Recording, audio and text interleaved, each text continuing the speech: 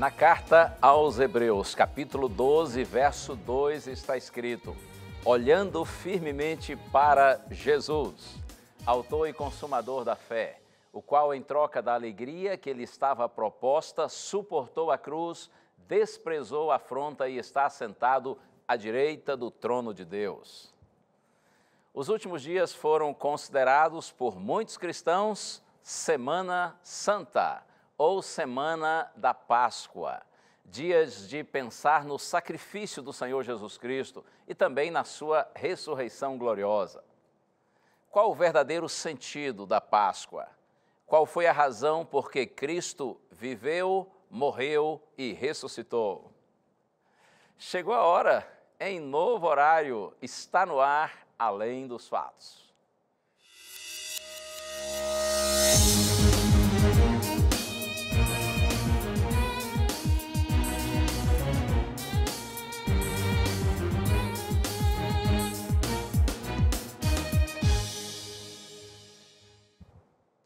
Olá, tudo bem com você? É uma alegria poder estar ao vivo com você aqui no Além dos Fatos, nessa segunda-feira, às 10 da manhã. Mas se você está assistindo a reprise às 10 da noite, também seja muito bem-vindo. Bom dia para você que assiste de dia e boa noite para você que assiste de noite. Seja de dia ou de noite, muito obrigado por sua companhia. Não rimou não, né? Eu tenho que pensar um outro jeito aí para ficar legal. Mas, de qualquer forma, o fato é que é muito bom estar com você. É muito bom saber que, dentre tantas outras opções, você escolhe, nessa hora, estar com a Novo Tempo, o canal da Esperança. E eu quero compartilhar abraços com muitos amigos, começando com a Maria José Ribeiro, que é de Guarapari, no Espírito Santo. Também a Corentina Guimarães Dias, de Tubarão, Santa Catarina. E ainda de Santa Catarina, da cidade de Laguna, abraço a Noelma Ribeiro. E também um abraço para Elizabeth Alckmin, de Caraguatatuba, em São Paulo. E você, onde quer que esteja, em todas as partes do Brasil ou em qualquer outro lugar do mundo. Eu tive o privilégio, dos dias 17 a 24 de março, de realizar uma semana de evangelismo em Sydney, na Austrália. E fiquei muito feliz por constatar que lá do outro lado do mundo há muita gente querida que também acompanha a programação da rede Novo Tempo de Comunicação. Por isso, um abraço para você que está na Austrália, você que está na Europa, na Ásia, na África e em qualquer outra parte do mundo, né? Inclusive aqui também nos países da América do Sul. Deus abençoe muito sua vida. E eu tenho até algumas fotos que trouxe para você conhecer, ter uma pequena ideia da Igreja Adventista de Fala Portuguesa lá de Sydney. Quero inclusive mostrar para vocês aqui essas fotos, aqui em nossa tela. Bom, essa é a família Brito, né? Eu com minha esposa e nossas queridas filhas, e ali ao fundo você vê duas casas, essas duas casas pertencem à nossa igreja. A próxima foto... Aí o pessoal cantando, dirigindo o louvor. Essa igreja é formada por irmãos brasileiros e portugueses. A foto seguinte, aí eu estou pregando. E a outra, olha só que igreja feliz. Está vendo o pessoal aí sorridente? Claro que nessa hora eu devo ter soltado aí alguma pérola de sabedoria, não é? Mas o fato é que o povo realmente é muito alegre. Pessoal unido, feliz, muito sorridente. E que Deus abençoe vocês aí para que vocês continuem cumprindo a missão do Senhor e evangelizando as pessoas que falam português e que vivem aí em Sydney e na Austrália. O fato é que a Igreja de Deus em todo o mundo deve seguir cumprindo sua missão, porque conforme a promessa do Senhor, aquele que vem virá e não tardará. E eu tenho um presente para você, que é a conhecida revista Verdades para o Tempo do Fim. Confesso que já estou aqui com minha língua coçando para falar de outro presente, que logo, logo a gente vai apresentar aqui, que é um DVD com o tema Paulo, o Mensageiro da Cruz.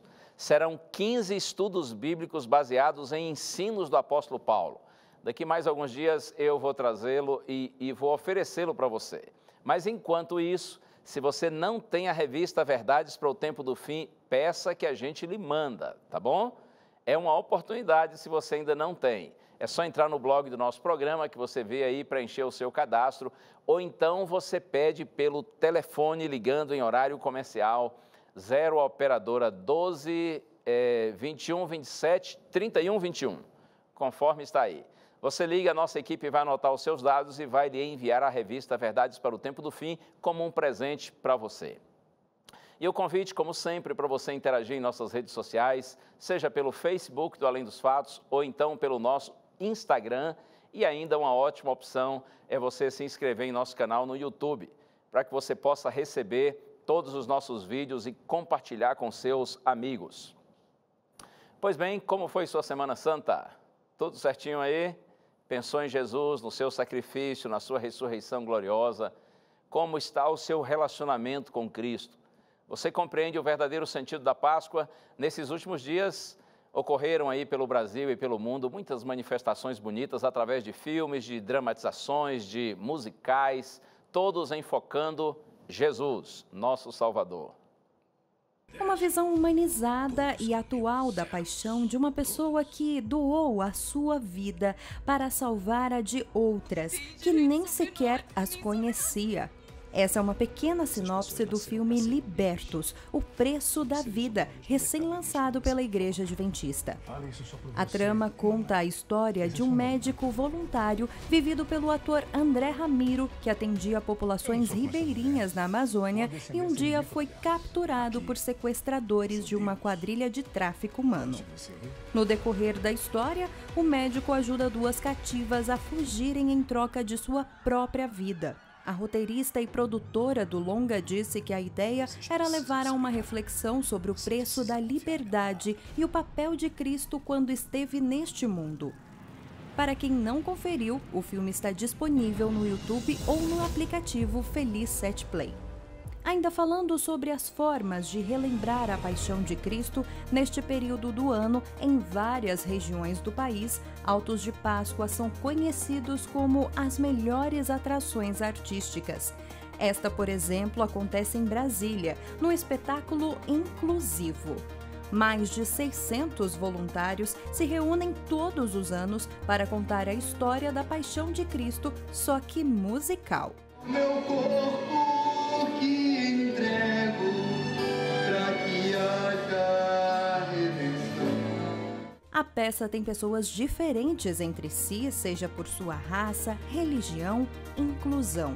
Aliás, entre todas as maneiras de inclusão, o alto também é todo traduzido para a linguagem de sinais. Além disso, 2 atores são surdos. Um deles está no espetáculo há 6 anos e para ele é sempre uma emoção diferente estar no palco. Quando tem uma divulgação que tem intérprete, eu fico muito feliz de poder participar. Aqui em Brasília é muito difícil, né? Os surdos daqui querem muito participar, mas não tem. A cultura aqui tem muito teatro, mas não tem poucos com acessibilidade. Se tivesse, com certeza teria um grande público de surdos. Tudo aqui é levado muito a sério. Mesmo não sendo profissionais na área, são pelo menos 3 meses de muita dedicação e ensaios, desde a orquestra, os atores, até as maquiagens, que parecem muito ser reais. As pessoas vêm e elas fazem o melhor delas. Muitas nunca atuaram, nunca subiram num palco. É a primeira vez que elas vão subir num palco para se apresentar num projeto desse, que exige qualidade. A gente sabe que Brasília recebe os melhores musicais, os melhores espetáculos, e a gente faz com a melhor qualidade para poder contar essa história, que é o verdadeiro significado da Páscoa. Para mim, a única coisa que importa é que elas conheçam o amor de Jesus, conheçam a história, o que Jesus fez por nós na cruz, entregando sua própria vida para a salvação da humanidade. É somente isso que importa. Meu corpo que entrego para que haja redenção. É sem dúvida a maior e mais eloquente manifestação do amor de Deus no universo. Bendito seja nosso maravilhoso Salvador. Eu gostaria de orar com você antes da gente abrir a palavra do Senhor. Vamos pedir a Deus que por sua graça nos oriente. Pai querido, seja louvado por tudo o teu bendito nome. Nosso coração se une agora, Senhor, o meu com o de todos os teus filhinhos que participam dessa oração, e nós te clamamos, ilumina-nos, Senhor, para que nós entendamos tua palavra e que essa mensagem seja luz em nossa vida. Oramos no nome santo de Jesus. Amém. Já quero convidar você então para abrir a Santa Bíblia. Já marquei aqui, primeira carta de Paulo aos Coríntios, capítulo 1. Vou ler os versos 18 e 23, começando com o verso 18. Certamente a palavra da cruz é loucura para os que se perdem, mas para nós que somos salvos, poder de Deus. Paulo diz, olha, certamente a palavra da cruz, ou seja, a história da cruz, a história da salvação, por meio da fé, através do nosso Senhor que foi crucificado, ou essa história, essa mensagem, diz Paulo, isto é loucura para aqueles que se perdem. Essa ideia de que através de alguém que foi crucificado nós somos salvos, isso é o cúmulo da loucura para muita gente. E Paulo diz para aqueles que se perdem. E por que eles se perdem? Exatamente porque eles rejeitam a graça de Deus. Eles rejeitam o único meio capaz de salvá-los. Mas Paulo diz assim, para nós que somos salvos, poder de Deus. A história da cruz, a mensagem da cruz, para nós que somos salvos, diz Paulo, é o poder de Deus. Para aqueles que aceitam a graça do Senhor Jesus Cristo, para aqueles que recebem Jesus como Salvador pessoal, a história da cruz é uma grande manifestação do poder de Deus. Para nós, diz Paulo, que somos salvos. Quando você estuda a Bíblia, especialmente o Novo Testamento, você percebe que se fala a respeito da salvação no passado, no presente e no futuro. Quando Cristo morreu por nós, então todos nós fomos salvos, porque através de Jesus todos podem alcançar a vida eterna. Quando você, pecador, recebe Jesus como Salvador pessoal, então você é salvo, você está salvo. E quando Cristo voltar em glória para buscar a sua igreja, nós seremos salvos, quando enfim nós seremos glorificados. Por isso que Paulo diz, para nós que somos salvos, a palavra da cruz é o poder de Deus. Porque quando você recebe essa mensagem com sinceridade, quando a salvação de fato chega ao seu coração, o seu caráter é transformado. Nós passamos a ter em Cristo uma nova vida. A palavra da cruz não é só um conceito, uma filosofia, uma teoria bonita. A mensagem da cruz, quando recebida, quando aceita, ela se revela no poder de Deus. É por isso que Paulo também diz que o Evangelho é o poder de Deus para a salvação de todo aquele que crê. Porque este bendito Evangelho transforma a nossa vida. Se alguém está em Cristo, é nova criatura. As coisas antigas já passaram, eis que se fizeram novas. Também são palavras de Paulo, não é? Na segunda carta aos Coríntios, capítulo 5, verso 17. E eu quero ler com você agora o verso 18. Primeira carta aos Coríntios, capítulo 1, aliás, 18 não, verso 23. Está escrito assim, mas nós pregamos a Cristo crucificado, escândalo para os judeus, loucura para os gentios. Nós pregamos, sim. Ainda que essa mensagem seja estranha para muitos, nós pregamos a Cristo crucificado, escândalo para os judeus. Por que isso? Porque, lamentavelmente, no decorrer das décadas, dos séculos, os judeus, eles alimentaram falsas expectativas em relação ao Messias. Os judeus criaram uma ideia de que o Messias viria e estabeleceria um reino terreno e colocaria Israel como a nação suprema da terra. De modo que essa ideia de que o Messias veio, era filho de um carpinteiro com a camponesa, viveu pobre entre os pobres, finalmente foi preso, humilhado, julgado, condenado, executado, isso para os judeus era uma ideia ridícula, uma ideia absurda, chegava a ser ofensivo aos judeus, que tinham, como já disse, um conceito equivocado a respeito do Messias. Por isso que Paulo diz que a palavra da cruz, ou o evangelho do Cristo crucificado, era loucura para os judeus, escândalo, digo, para os judeus e loucura para os gentios. Gentios eram todos os não-judeus, todos os estrangeiros. E aqui certamente Paulo está pensando em especial nos gregos, que se firmavam muito na ciência, na lógica, que valorizavam as descobertas intelectuais. Para os gregos, essa ideia de que o Salvador da humanidade morreu humilhado numa cruz, isso era uma tolice, isso era uma grande bobagem, algo completamente inaceitável.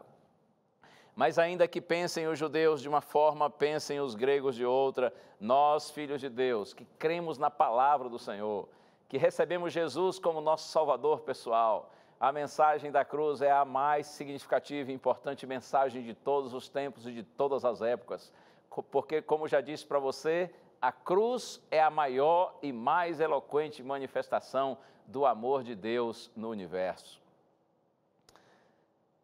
Aquilo que parecia ser apenas a crueldade dos homens, acima de tudo foi a soberania e a providência de Deus. Os homens rasgaram a carne de Cristo por meio dos chicotes, por meio dos cravos, os grandes pregos que traspassaram suas mãos, seus pés, por meio da lança que furou o seu lado. Os homens rasgaram a carne de Cristo pelo próprio peso da cruz, pelos espinhos que foram fixados em sua cabeça. Mas a grande verdade é que no horror de sua carne rasgada, nós encontramos o esplendor do caminho aberto, a certeza da reconciliação, a garantia do perdão. A cruz é um vibrante e eficaz convite feito a todo pecador. Outro dia, na verdade foi ano passado, eu plantei muitos espinhos ao longo de um muro que separa a minha casa de um terreno vago, um terreno que pertence à prefeitura. Na casa onde eu moro, eu tenho vizinhos ao lado esquerdo, no fundo, mas o lado direito da casa é esse terreno vago da prefeitura. E eu resolvi plantar alguns espinhos naquele terreno ali, juntinho do muro que separa a minha casa do terreno. 25 metros, cada 50 centímetros mais ou menos, eu plantei ali espinhos. Um espinho que alguns chamam de leitoso, outros chamam de coroa de Cristo. Ele tem uma folha verde escura e em determinada época do ano sai uma florzinha vermelha bem bonita. Mas isso é só para suavizar a realidade. Porque o que conta realmente não são as folhas e nem as flores, mas os espinhos, que são grandes e que são duros, capazes de ferir, de machucar. E com que propósito que eu plantei esses espinhos? Você já pode imaginar, não é? O propósito de dizer a um intruso, um possível ladrão, de que ele não é bem-vindo, de que essa tentativa dele é indevida, é imprópria. Enquanto eu estava plantando os espinhos, eu fiquei imaginando uma cena, aqueles espinhos já bem grandes, e um dia um ladrão tentando pular o muro, mas escorregando e caindo assim, sentado, em cima dos espinhos, caindo de poupança em cima dos espinhos, entendeu, né? E eu fiquei imaginando a cena e sozinho sorrindo. Depois eu pensei, como eu sou mau, né? Estou rindo da desgraça alheia, do sofrimento do outro.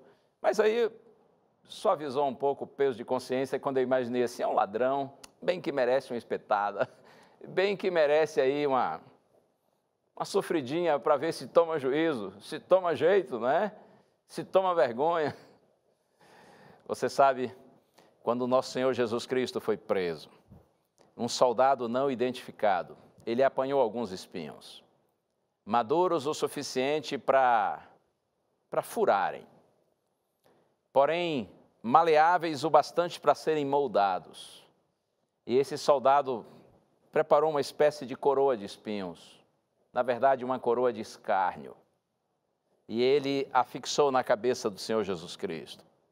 Certamente o pensamento daquele soldado era assim, esse Jesus é um trapaceiro, é um mentiroso, é um enganador, ele merece ser punido, ele merece ser humilhado, ele merece sofrer e merece morrer.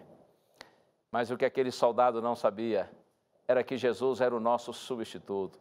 Jesus era o único de todos os homens que não merecia morrer.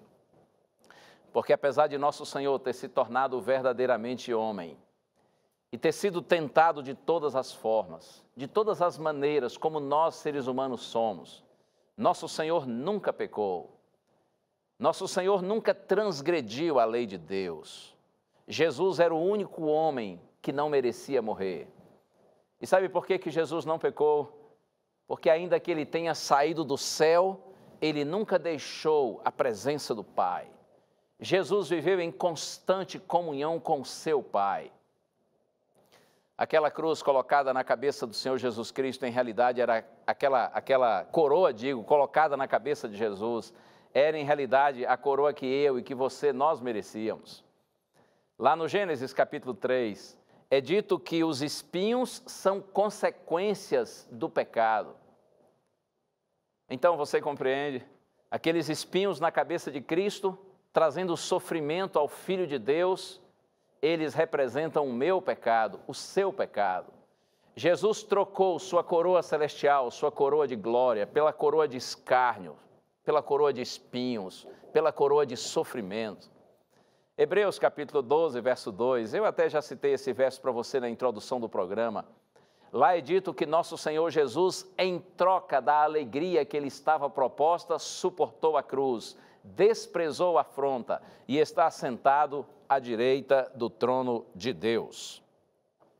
Não foram os pregos, os cravos romanos que fixaram nosso Senhor na cruz, mas o seu grande amor por você e por mim.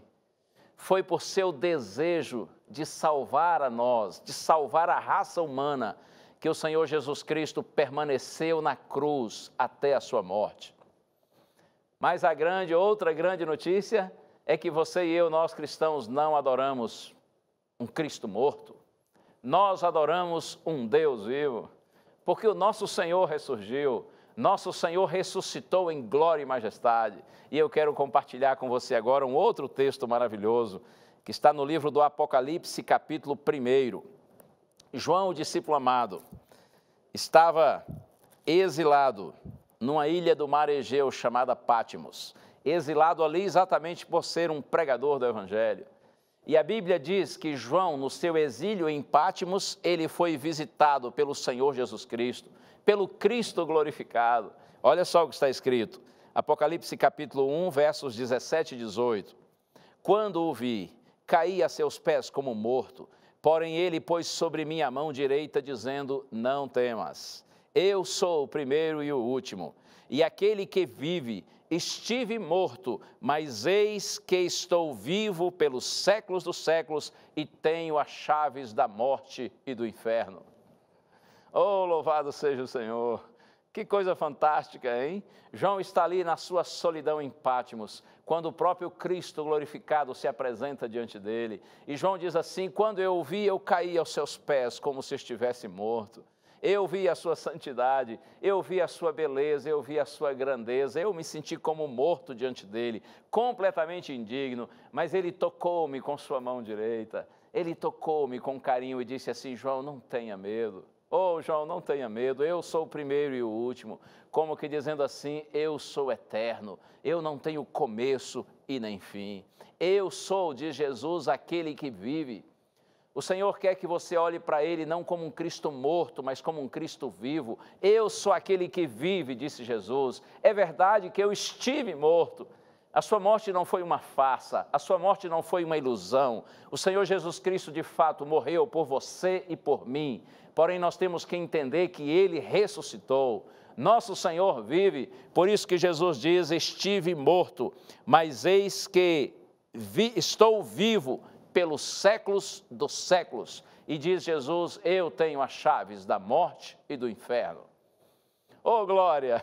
Deus seja louvado. Ele morreu, mas ele ressurgiu. E mais do que isso, ele tem as chaves da morte e do inferno. É claro que aqui o Senhor está usando uma linguagem figurada. Quando ele diz que tem as chaves da morte e do inferno, ele está dizendo que ele tem autoridade sobre a morte. A ideia é clara, assim como ele morreu e ressurgiu, aqueles que confiam no Senhor, que vivem pela fé com o Senhor, aqueles que recebem Jesus como Salvador pessoal, ainda que eles morram, ainda que eles sejam colocados na sepultura, pelo poder do Cristo ressurreto, um dia eles também serão ressuscitados e eles alcançarão a eternidade. Eu tenho as chaves da morte e do inferno. Inferno aí é a palavra grega Hades, que significa morada dos mortos ou sepultura. É isso que Jesus está dizendo. Ele está dizendo, olha filho, mesmo que você morra, mesmo que você seja colocado na sepultura, ali não será o seu lar definitivo. Porque o lar definitivo daqueles que confiam no Senhor, que amam no Senhor, é a casa do Senhor, é a casa do Pai, é a presença de Deus. Eu quero lembrar a você que nosso Senhor veio, viveu, morreu, ressurgiu. Conforme sua promessa, Ele está intercedendo no santuário celestial e Ele também virá a segunda vez, de acordo com o que foi prometido. A primeira vinda de Cristo foi discreta. Ele foi visto por poucos. Sua segunda vinda será gloriosa. Está escrito, Ele será visto por todos. Jesus veio cumprir a parte do Messias sofredor, o Cristo sofredor. Na segunda vez, ele virá como o Messias triunfante, o Cristo triunfante. Jesus veio a primeira vez como servo para ser o nosso Salvador. Em sua segunda vinda, ele virá como Rei, Rei dos reis e Senhor dos senhores. Ele vem para ser o nosso Rei e o nosso Senhor. Quando Cristo veio a primeira vez, ele possibilita aos homens, ele possibilitou aos homens, a você e a mim, a entrada no reino da graça de Deus. Quando Cristo voltar a segunda vez, aqueles que estão no reino da graça serão então chamados para que entrem no reino da glória e nós estaremos juntos para sempre com o nosso Senhor. Que Deus lhe abençoe, que você e eu, nós todos compreendamos o verdadeiro sentido da Semana Santa ou da Páscoa. Jesus morreu, Jesus ressuscitou, Jesus intercede, Jesus virá para nos buscar. Nós temos um Salvador e um Senhor. Aceite Cristo como Salvador pessoal. Não olhe para a cruz e sinta pena de Jesus. Olhe para a cruz e lembre-se, Ele morreu, mas Ele também ressuscitou. Receba Cristo como seu Salvador pessoal e o seu sacrifício, sua ressurreição, serão efetivos para a sua salvação. Vamos orar. Ó Deus e Pai, eu te louvo nessa hora, Senhor, pela certeza de que em Jesus nós estamos salvos. Pela certeza de que o Senhor venceu a morte e Ele dará vitória a todos quanto nele confiam. Nós nos entregamos a Ti, Senhor. Faze com que Tua palavra seja viva e eficaz em nós. Faze com que o Teu sacrifício seja efetivo para a nossa salvação, porque nós Te recebemos como nosso Salvador pessoal. Oramos em nome desse Cristo bendito. Amém. Que Deus continue, por sua graça, abençoando sua vida. E graças a Deus nós estamos juntos. Lembrando sempre que a fé é a certeza de coisas que se esperam e a convicção de fatos que não se veem. Um abraço, a gente se encontra.